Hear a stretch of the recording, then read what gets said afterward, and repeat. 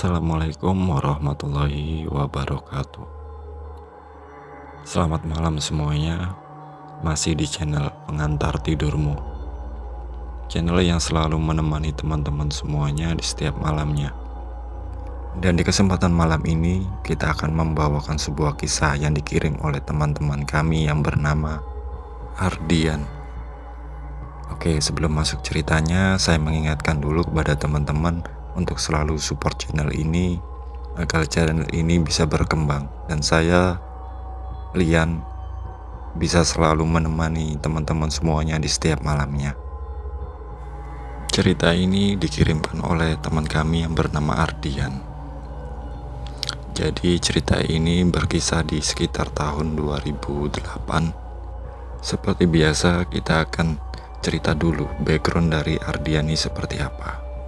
Jadi Ardian ini tinggal di suatu daerah, tepatnya itu di ujung Pulau Jawa Timur, di Banyuwangi, Jawa Timur. Ardian ini adalah seorang anak yang pintar, anak yang rajin. Dia selalu berprestasi di sekolahnya, dan pada saat itu si Ardian ini mendapatkan beasiswa untuk masuk perguruan tinggi yang ada di kota Malang. Nah, pada saat itu si Ardian ini berembuk kepada ayahnya terkait beasiswa tersebut.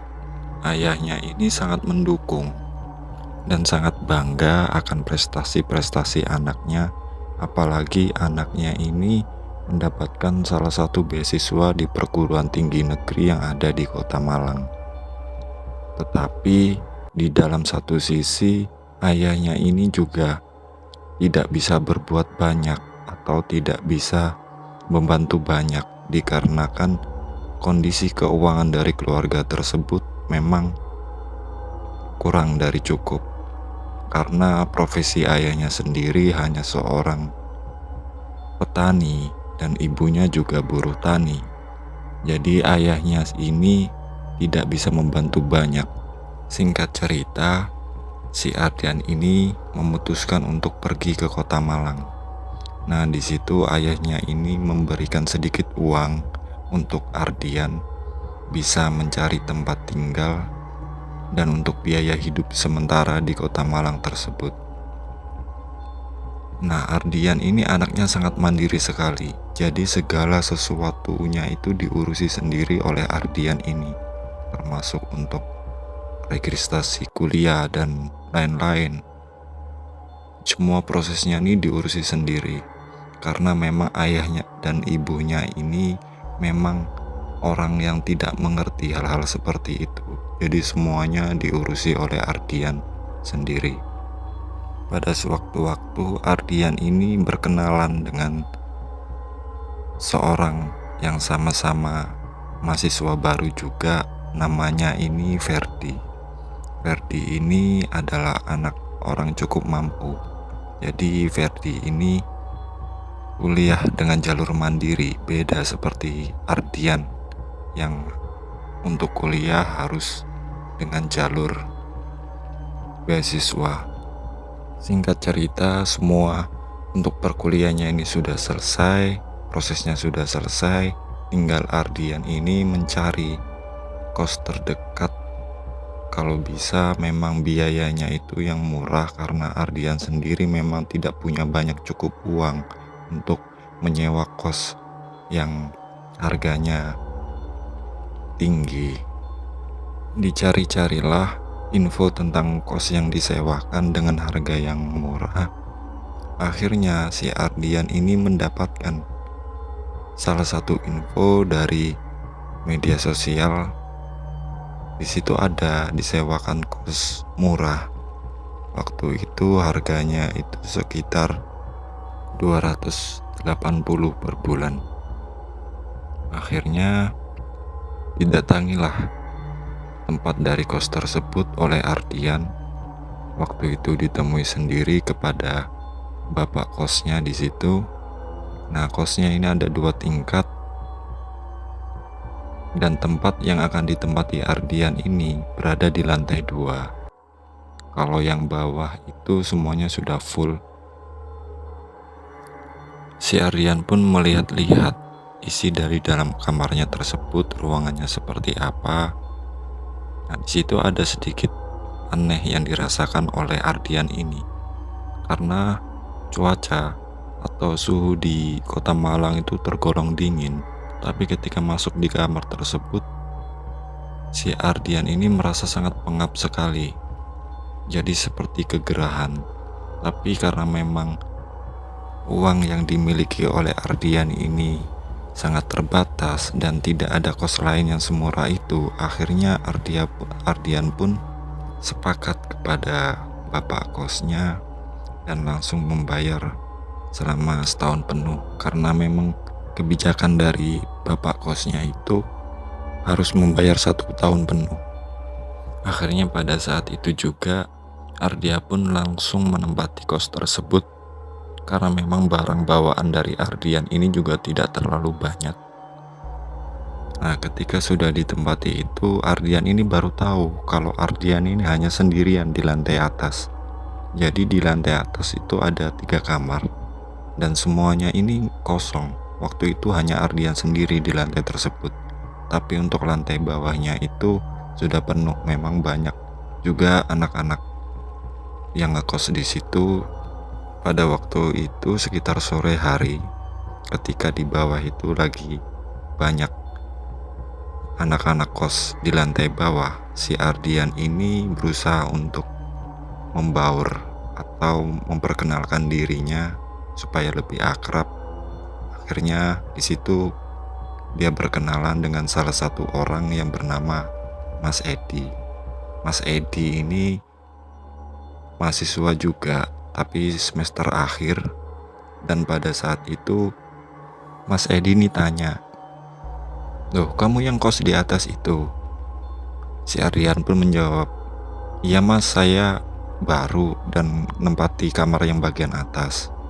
"Oh, ya sudah, nanti kalau kamu misalkan nggak ada temennya, bawa aja langsung ke kamarku. Kebetulan aku memang sering di kos kok, karena memang aku lah cuma lagi sibuk ngerjain skripsi doang." "Oh iya mas, baik mas, terima kasih.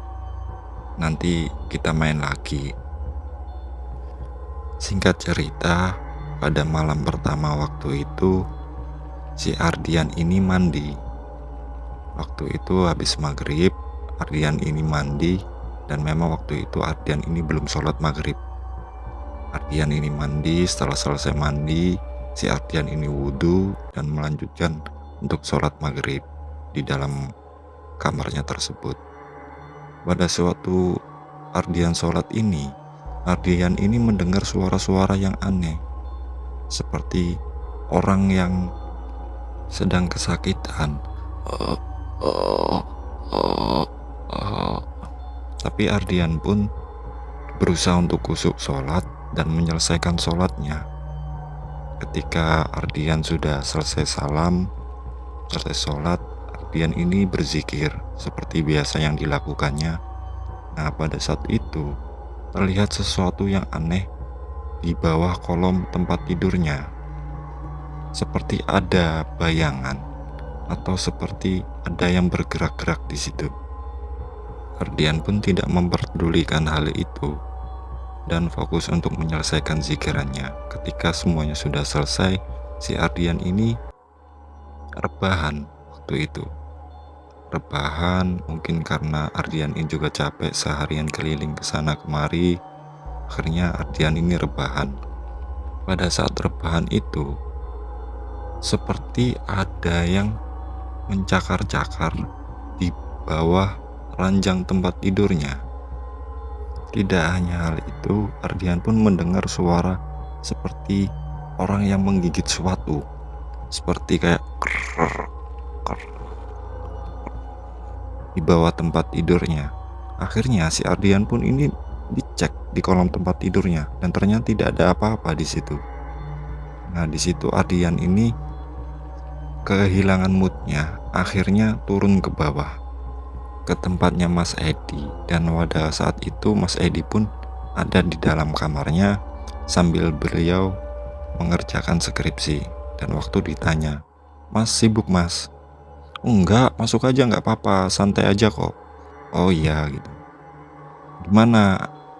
Ada melihat sesuatu yang aneh nggak di atas? Mas Edi ini berucap seperti itu. Dan akhirnya si Ardian pun ditanya, "Loh mas, emang kenapa mas? Apakah ada sesuatu di atas?" Mas Edi pun menjawab, "Ya enggak sih, cuman biasanya kalau memang anak-anak baru, apalagi di atas itu pasti digangguin.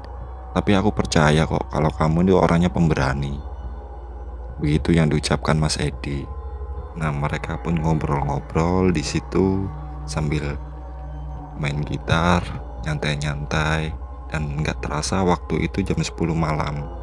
Akhirnya si Ardian ini pun pamit, "Mas, yaudah saya balik dulu ya. Besok mau ke kampus pagi-pagi soalnya." "Oh ya, ya sudah, lo gitu." Akhirnya si Ardian pun ini balik ke atas.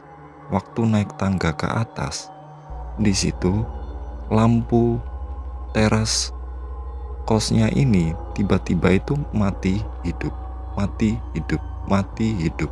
Dan di situ si Ardian ini pun mulai sedikit merinding atas kejadian tersebut. Tapi diabaikan sama Ardian karena Ardian ini merasa, oh itu mungkin memang lampunya mau mati atau seperti apa. Si Ardian pun akhirnya masuk kamarnya, dan si Ardian ini siap-siap wudhu lagi untuk melakukan sholat isya, karena memang Ardian ini tadi belum melakukan sholat isya. Nah, singkat cerita, setelah sholat isya, Ardian pun ini beranjak untuk tidur, dimatikan semua lampunya, dan Ardian pun rebahan di atas ranjangnya itu. Nah, terdengar lagi suara bunyi seperti gigi yang menggigit itu. Nah, seperti itu. Ardian ini pun cuek, nggak mempedulikan. Ardian pun berdoa dan mulai beranjak untuk tidur. Ketika Ardian ini udah mulai terlelap, tiba-tiba Ardian ini ada yang mendorong dari bawah ranjangnya itu. Prak, prak, prak. Nah, di situ Ardian ini sangat kaget. Dilihatnya ke kolom tempat tidurnya itu, dan yang ternyata di bawahnya itu ada sosok pocong yang giginya ini mengeluarkan busa sambil Ardian pun di situ pun lemas dan langsung pingsan di situ. Nah, bangun-bangun ini sudah pagi hari. Akhirnya Ardian pun ini bangun, kepalanya ini sakit mungkin karena terbentur lantai. Nah, pada saat itu Ardian ini mikirkan kejadian tadi malam itu beneran atau enggak. Akhirnya Ardian pun ini ketakutan dan langsung mandi dan berangkat ke kampus. Akhirnya sesampai di kampus, Ardian pun ini bertemu dengan Ferdi karena temannya itu hanya Ferdi itu. Nah, akhirnya Ardian ini bercerita tentang kejadian-kejadian yang dialami itu kepada Ferdi. Si Ferdi ini bilang, "Ya udah, nanti kalau misalkan kamu takut, kamu bisa main ke kontrakanku," karena kebetulan memang si Ferdi ini menyewa sebuah kontrakan. Dan juga si Ferdi ini menawarkan diri kalau memang Ardian ini takut, bisa saja Ferdi ini nginep di kosnya tersebut, di kosnya Ardian tersebut. Si Ardian pun menjawab, "Udah, nggak usah, nggak apa-apa kok, aman. Ya mungkin pengenalan aja karena aku kan penghuni baru di situ." "Oh ya sudah, kalau memang kamu berani. Tapi kalau misalkan butuh teman, telepon aja," kata Ferdi seperti itu. Di malam kedua, si Ardian ini pun sebenarnya ingin bertemu dengan Mas Edi, tapi Mas Edi waktu itu memang belum pulang karena mungkin ada kesibukan di luar. Jadi Ardian ini pun hanya stay di dalam kamarnya tersebut. Akhirnya dilihatnya pun ke bawah dan ternyata ada beberapa anak kos lain di situ. Iseng-iseng si Ardian ini pun ikut kumpul, ikut ngobrol, ikut nyantai, karena memang Ardian ini pun sedikit takut di atas sendirian. Jam 10 malam pun Ardian ini berusaha untuk balik karena memang sudah merasa mengantuk juga. Akhirnya Ardian ini pamit ke teman-teman kos di lantai bawah dan akhirnya Ardian pun naik tangga seperti biasa dan masuk kamarnya. Ardian ini pun ketika masuk kamarnya itu agak takut dengan kejadian semalam itu, dan akhirnya Ardian pun ini memutuskan untuk memutar musik untuk menghilangkan rasa takutnya itu sambil rebahan di atas kasur. Nah, lama-kelamaan si Ardian pun ini mulai tertidur. Tapi pada saat Ardian tertidur itu, tiba-tiba ada sosok pocong yang menjatuhkan dirinya ke arah Ardian tersebut.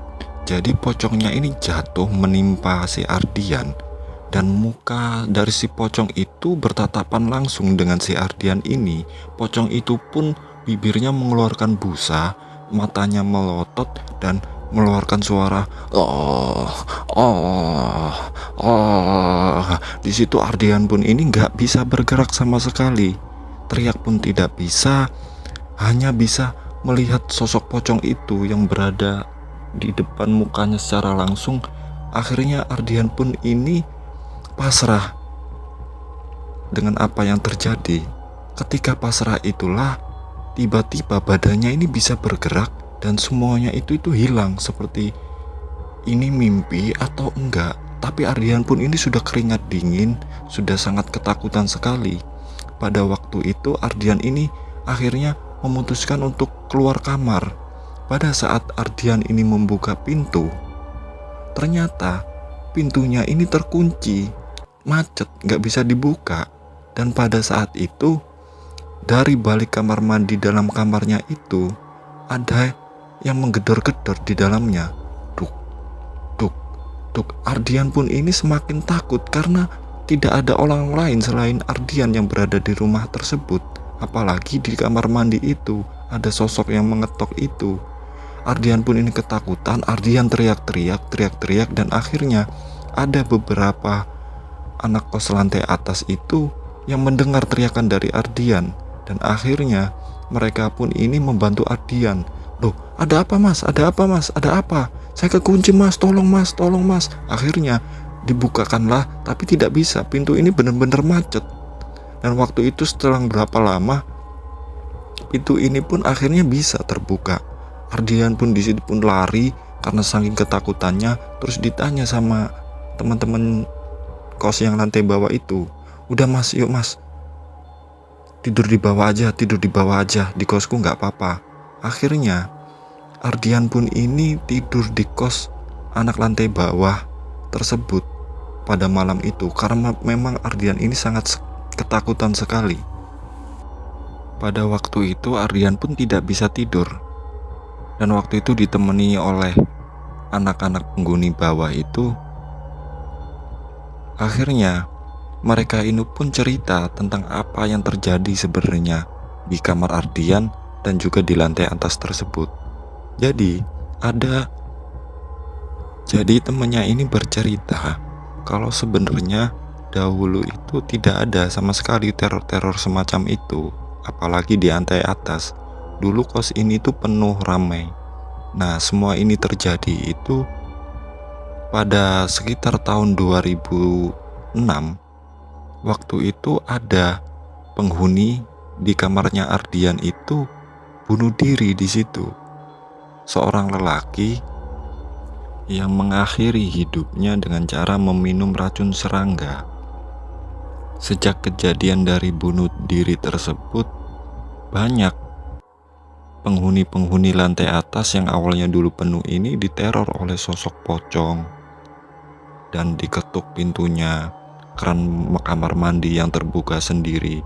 Banyak hal yang terjadi di atas itu, termasuk dialami oleh lantai bawah, karena terkadang penghuni lantai bawah ini mendengar seperti di lantai atas itu ada yang meloncat-loncat, bluk, bluk, bluk. Tapi karena yang lantai bawah ini udah biasa, jadi tidak mengabaikan hal tersebut. Hal itulah yang diceritakan oleh teman teman di lantai bawah ini kepada Ardian. Mendengar hal itu, Ardian pun ini semakin ketakutan dan nggak tahu apa yang harus dilakukan. Karena memang si Ardian ini sudah tidak punya uang lagi.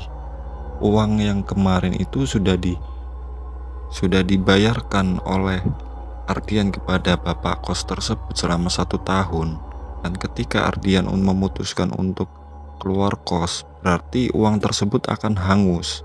Dari sini Ardian sangat bingung, dan gak mungkin juga Ardian ini meminta kepada kedua orang tuanya karena memang orang tua Ardian ini kondisinya seperti itu. Keesokan harinya Ardian pun ke kampus dan menceritakan semua permasalahan yang dihadapi ini kepada Ferdi. Nah, dari situ Ferdi pun ini membantu Ardian karena memang Ferdi ini memang anaknya orang cukup mampu. Dan akhirnya si Ferdi ini pun mengajak Ardian untuk tinggal bersama di dalam kontrakannya tersebut, karena memang kontrakannya Ferdi juga ada 1 kamar yang kosong dan semuanya sudah disewa oleh Ferdi itu, satu rumah itu. Akhirnya si Ardian pun ini sangat senang mendengar hal itu, dan Ardian pun ingin sekali mengemasi barang-barangnya langsung berpindah dari kos tersebut. Ardian pun beraktivitas seperti biasa dan Ferdi, dan pada saat itu memang kegiatan kampus sangat padat hingga pada saat itu si Ardian ini pulang dari kampus itu cukup malam. Nah, pada saat itu Ferdi bilang, "Kamu berani ngemasi barang-barangmu sendiri ke kos itu. Kalau kamu gak berani, ayo biar aku temenin sekalian." Si Ardian pun ini sebenarnya sangat tidak enak karena Ferdi udah terlalu baik dan banyak merepotkan Ferdi. Tapi karena memang Ardian ini sangat takut, akhirnya Ardian pun mau ditemani oleh Ferdi untuk mengemasi barang-barangnya yang ada di kos tersebut. Akhirnya pada saat itu sampailah mereka di kos tersebut pada sekitar jam 8 malam. Pada saat itu mereka melewati lantai bawah dan di situ ada teman-teman yang lain. Si Ardian sama si Ferdi ini pun menegur teman-teman itu dan lanjut untuk naik ke atas. Ketika naik ke atas, tidak ada hal aneh yang terjadi di situ. Akhirnya dibantulah di situ oleh Ferdi mengemasi barang-barangnya. Pada saat mengemasi barang-barang tersebut, tiba-tiba lampu di dalam kosnya itu tiba-tiba mati. Nah, di situ si Ardian ini langsung teriak, lari karena memang sudah trauma dengan kejadian-kejadian yang dialami di kos tersebut. Di situ tinggal Ferdi sendirian di situ. Dan akhirnya si Ferdi pun ini mengeluarkan HP-nya dan membuka aplikasi senternya. Ketika disenderi ke arah depan, di situ ada sosok pocong yang di situ pocongnya ini mengeluarkan busa seperti apa yang dilihat oleh Ardian. Nah, dari situ si Ferdi ini pun melempar HP-nya. Ferdi ini langsung lari keluar kamar. Nah, di situ teman-teman lantai bawah ini karena mendengar suara-suara keributan di atas, teman-teman lantai bawah pun ini menuju ke atas dan di situ dilihatnya mereka berdua ini sangat ketakutan di situ. Akhirnya diajak turun ke bawah, terus dikasih minum di situ mereka berdua. Setelah itu, setelah tenang, semuanya tenang, terus ditanya, "Loh, apa yang terjadi di atas? Ada pocong, Mas. Kami ingin mengemasi barang-barang kami, Mas. Kami pengen keluar dari kos itu. Saya nggak mau lagi tinggal di kos itu." Dan akhirnya teman-teman lantai bawah pun ini membantu Ferdi dan Ardian ini untuk mengemasi barang-barangnya. Ditemanilah mereka ke atas dan di situ anehnya lampunya ini sudah menyala lagi seperti normal. Di situ ada sekitar 7 orang di situ, semuanya ini masuk ke dalam kamar ikut untuk mengemasi barang-barang dari Ardian tersebut. Nah, setelah kejadian itu datanglah Mas Edi. Mas Edi ini kaget, "Loh, mau kemana?" Ardian pun menjawab, "Saya mau pindah kos, Mas. Saya udah nggak kuat di sini." Dan si Mas Edi pun menjawab, "Oh ya sudah kalau gitu.